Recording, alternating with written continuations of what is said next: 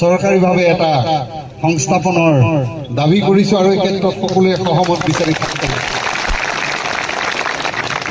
আৰু ইয়াৰ পিছতে সাধাৰণ শিল্পী বুলি ভাবি যদি চৰকাৰে অনীহা প্ৰকাশ কৰে তেতিয়া অজস্ৰ ৰাইজ আছে, আপোনালোক আছে দেই, প্ৰত্যেকে যদি আমি 100 টকাও যদি আমি অনুদান আগবঢ়াই দিওঁ, বহু লক্ষ টকা আমাৰ এটা পুঁজি হাতলৈ আহিব। আৰু মই এইখিনিতে আকৌ কলো, তাতো যদি অসুবিধা হয় তেতিয়াহ'লে আমি ৰাজপথলৈ এটা সুৰ বাহিনী হাৰমনিয়ামখন লৈ গোটেই সমগ্ৰ অসমখনত ৰাজীৱৰ কাৰণে গান গাই আমি সহায় কৰিম। আপোনালোকক মুকলি মনেৰে আজি প্ৰকাশ কৰিলো। য'ত থাকিব মহেন্দ্ৰ হাজৰিকাও থাকিব, তেওঁ নিজে আহিব। আমাৰ খাটি খোৱা মানুহখিনিৰ কাৰণে চৰকাৰে যেনে ধৰণে অনীহা প্ৰকাশ কৰে, আমাৰ জাতিৰ মাটিৰ গান গোৱা শিল্পীবিলাকৰ চৰকাৰৰ সদায় এটা চকু বন্ধ থাকে আৰু সন্দেহেৰে এটা আৱৰ্তত আমাক ৰাখি থয়, এইটো আপোনালোকে জানেই।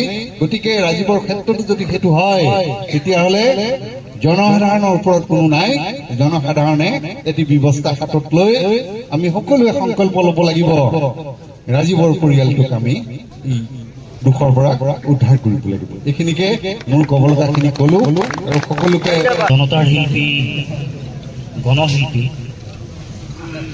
ৰাজীৱ শদিয়াৰ অন্ত্যেষ্টিক্ৰিয়াত সৈতে আজি আয়োজন কৰা এই সভাত সমবেত হোৱা আমাৰ অতি শ্ৰদ্ধাৰ ৰাইজ, বয়োজ্যেষ্ঠ জ্ঞানোজ্যেষ্ঠ সন্মানীয় ব্যক্তিসকল, অতি শ্ৰদ্ধাৰ আই মাতৃসকল, আমাৰ সাংস্কৃতিক জগতৰ অতি সন্মানৰ শিল্পীসকল, যুৱ বন্ধুসকল, আজি এই ভোগালী বিহুৰ দিনটো আমাৰ কাৰণে এটা অতি দুখৰ দিন। জাতিয়ে এগৰাকী প্ৰকৃত জাতীয় সৈনিক হেৰুৱালে, এটা জাতীয়তাবাদী কণ্ঠ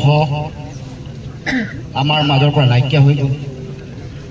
আৰু প্ৰকৃততে জনতাৰ কাৰণে, জনতাৰ হৈ মাত মতা এগৰাকী আপোচবিহীন শিল্পী আমাৰ মাজৰ পৰা নাইকিয়া হৈ গ'ল।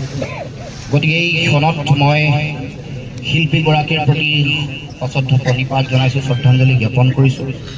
আৰু মই পৰিয়ালবৰ্গকো সমবেদনা জ্ঞাপন কৰিছোঁ আৰু ভগৱানৰ ওচৰত প্ৰাৰ্থনা কৰিছোঁ যাতে তেওঁলোকক এই যি কাল ধুমুহা পৰিয়ালটোলৈ আহিলে তেওঁলোকে যাতে সাহসেৰে শক্তিৰে অতিক্ৰম কৰিব পাৰে, তাৰ কাৰণে তেওঁলোকক ভগৱানে শক্তি দিয়ক, সাহস দিয়ক। ইতিমধ্যে আমি আজি সভাত মূলতঃ ৰাজহুৱা শ্ৰদ্ধাঞ্জলি অনুষ্ঠান কেনেকৈ আমি আয়োজন কৰিম, কেনেকৈ আমি ৰাজহুৱা আদ্য স্বাৰ্থ আয়োজন কৰিম, সেই সম্পৰ্কতে নিশ্চয় আলোচনা হৈছে। আমি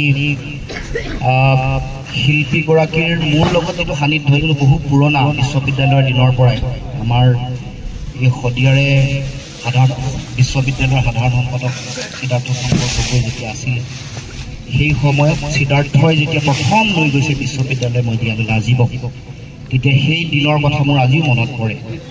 কৈছে মোৰ ভতিজা এটা লৈ আহিছোঁ, ভাল গান গায়। সেই ৰাজীৱ গগৈ, ৰাজীৱ শদিয়া আজি সকলোৰে জনতাৰ শিল্পী, গণশিল্পী, সেই দিনটোৰ কথা মোৰ আজিও মনত আছে। তেতিয়া আমি বিশ্ববিদ্যালয়ৰ পৰা আমি ওলাইছোঁ, MSc শেষ হৈছোঁ, সিদ্ধাৰ্থ তেতিয়া সাধাৰণ সম্পাদক।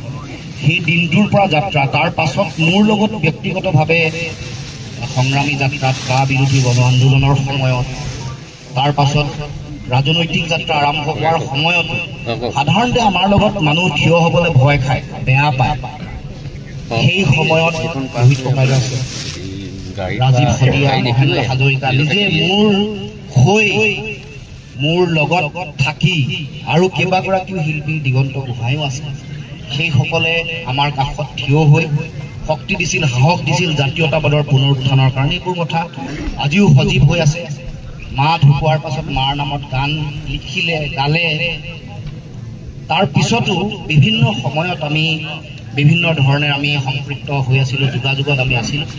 গতিকে এটা কথা আজি এই ৰাজীৱৰ মৃত্যু এটা কথা প্ৰমাণ কৰিলে যে আপোচবিহীন শিল্পী আৰু আপোচকামী শিল্পীৰ মাজৰ যিটো পাৰ্থক্য আৰু জনতাৰ যিটো মৰম আৰু জনতাৰ আশীৰ্বাদ, সেইটো যে আপোচবিহীন মানুহৰ প্ৰতি সমগ্ৰ জনতাৰ যে আছে, বহু মৃত্যু এনেকুৱা আছে যাৰ সীমাবদ্ধতা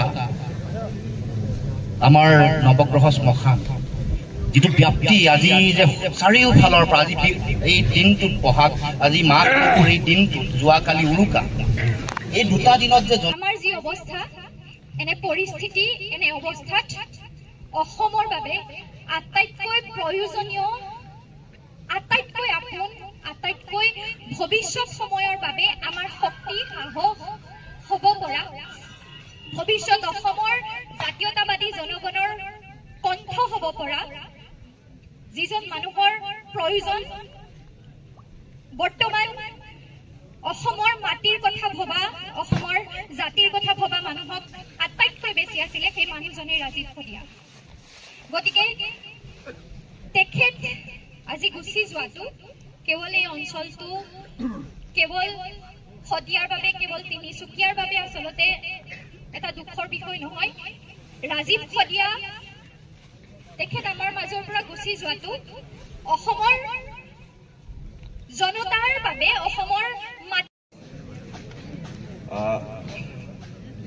এই সময়খিনি কথাবিলাক ওলাই নাহে, ভাবোঁতেতো ঢেৰ ভাবোঁ, ঢেৰ পাতোঁ।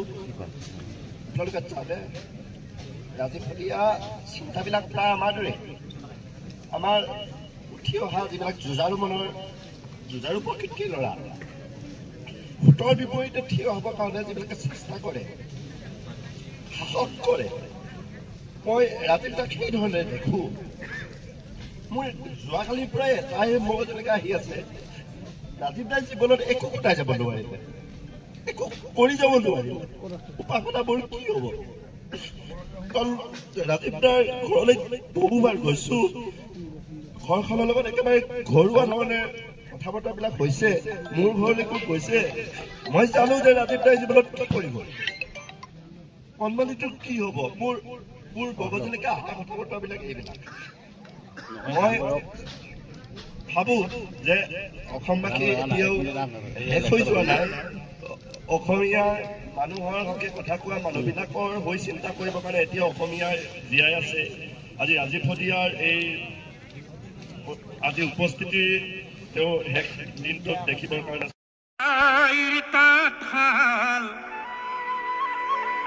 ইতিহাস এবেগেত কাপোৰেই আতে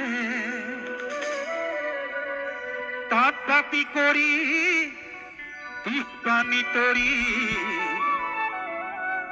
আজি কাপোৰ বৈ নুকুনে।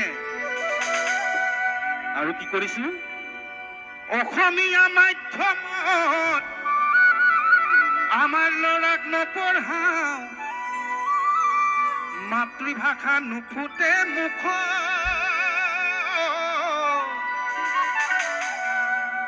ইংৰাজীও নুফুটে মুখ,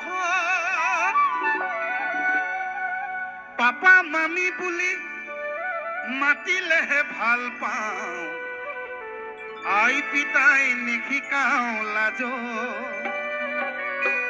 হেৰ' অসমীয়া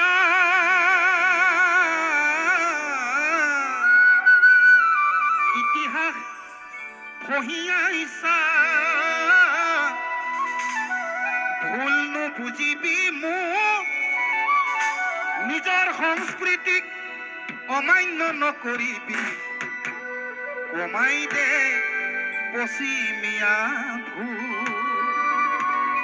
নিজৰ সংস্কৃতিক অমান্য নকৰিবি, কমাই দে পশ্চিমীয়া ভুল। তাঁতশাল ইতিহাস এবেগেত কাপোৰেই আতে তাত পাতি কৰি দিশ পানী তৰি আজি কাপোৰ বৈ নুকুনে। আৰু কি কৰিছো, অসমীয়া মাধ্যমত আমাৰ ল'ৰাক নপঢ়াও, মাতৃভাষা নুফুটে মুখ,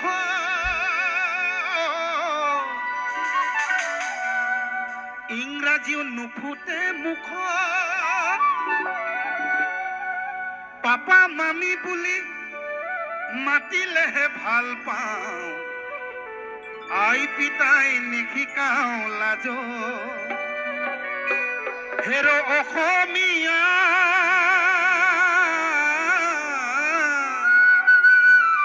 ইতিহাস ফহিয়াইছা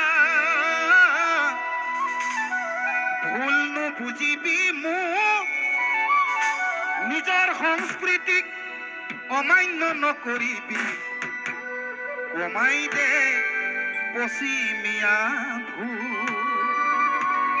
নিজৰ সংস্কৃতিক অমান্য নকৰিবি কমাই দে পশ্চিমীয়া ভুল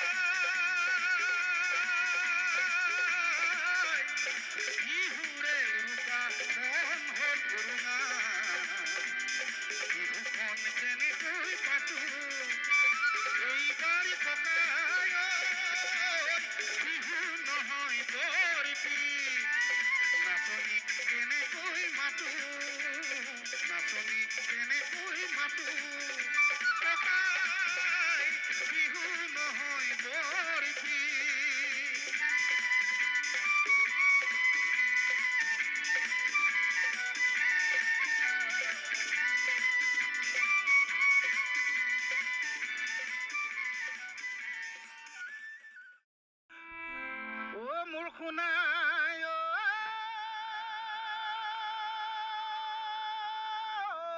মোৰ শুনাই এই ৰাতি মাজে নিশা শুনাই যামে তোৰ ঘৰলৈ মোৰ শুনাই দুৱাৰ ডাঙে খুলি থবি মোৰ শুনাই